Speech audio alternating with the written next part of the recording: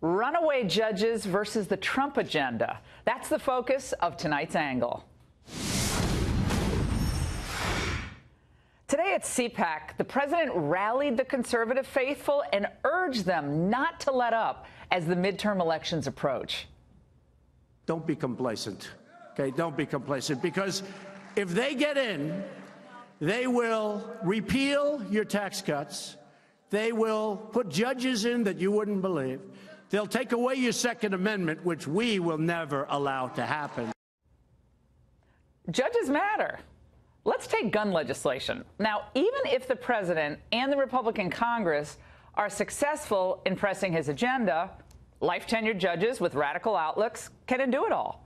And that applies to a whole host of issues. And this is why it's so critical for President Trump to nominate and see confirmed as many judges as possible on both the district courts and the appellate courts. Now, since Trump took office, check this out. Major initiatives have been stalled or stopped altogether by the courts, including his travel ban on some majority Muslim countries, his plans to withhold federal funds from those sanctuary cities, his plan to rescind the DACA program, and just yesterday, his plan to end Obama-era oil and gas emission regs. And let's not forget the ban on transgender people in the military, serving in the military. So during just his first 9 months in office, cities or states filed 24 lawsuits against the president. According to Reuters, Obama was not subjected to similar lawsuits during the same time period. Now, a few weeks ago, New York District Court Judge Nicholas Garofis, he was a Clinton appointee, blocked President Trump's decision to end Obama's DACA program. He's the second federal judge to do so. Now, Judge Nick Garofis is an interesting character. When the DACA case landed on his bench last year, he reacted like an MSNBC pundit. He claimed that the president's ending the DACA program was, quote, arbitrary and capricious. Gracias, Judge Luis Gutierrez.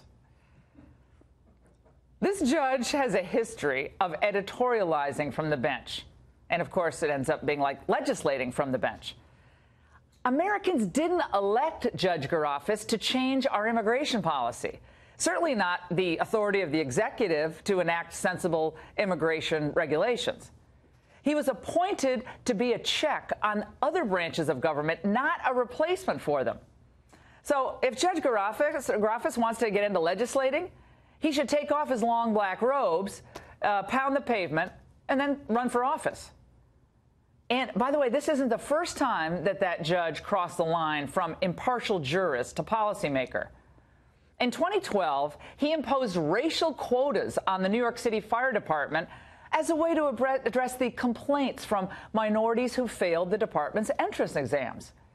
Now, declaring the fire department a, quote, bastion of white male privilege, Judge Garofis required the department to hire 2 black firefighters and 1 Hispanic for every 5 hired.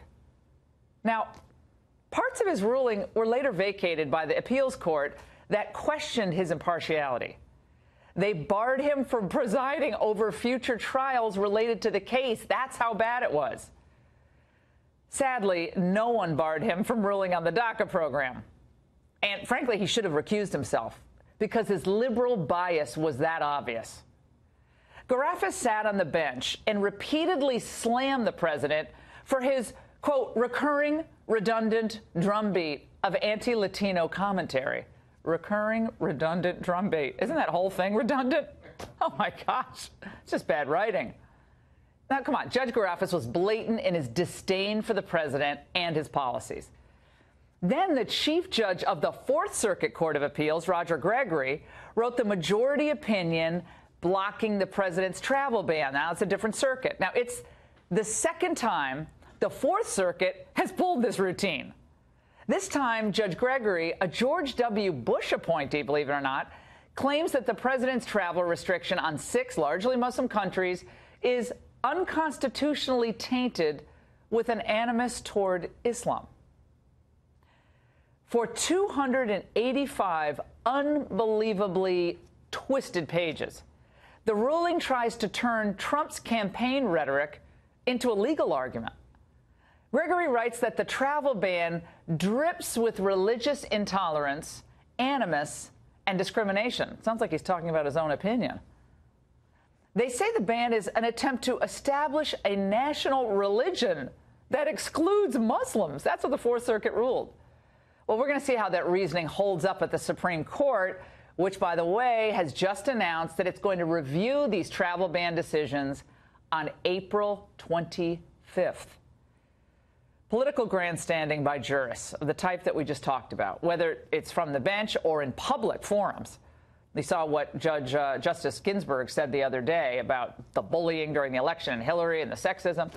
All of that ends up undermining confidence in the courts, and it certainly compromises our view of an impartial judiciary. And that goes, as I said, for the notorious RBG, Ginsburg, as well.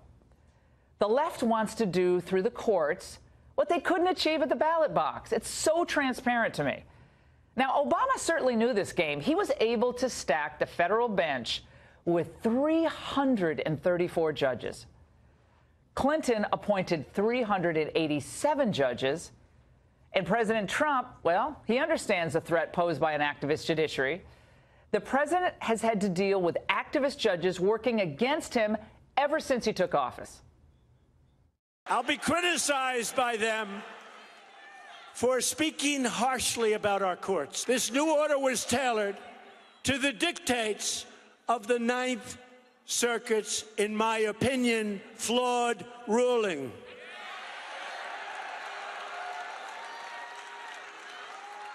This is, in the opinion of many, an unprecedented judicial overreach.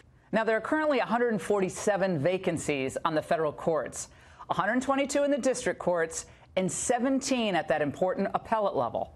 Senate Majority Leader Mitch McConnell did a fantastic job in 2017 getting Trump nominees confirmed, a record 12 appeals court judges. Now, Obama only got 3 in his first year, so that's really good. Nevertheless, a lot of work remains to be done. The only way to counter the excesses of life-tenured judges like Garofis is for Trump to fill the bench with his own jurists, men and women who stay within their constitutional boundaries. Meanwhile, we'll continue on this show to expose the arbitrary and capricious rulings of judges who frustrate the public will and exceed their Article III authority. And that's The Angle.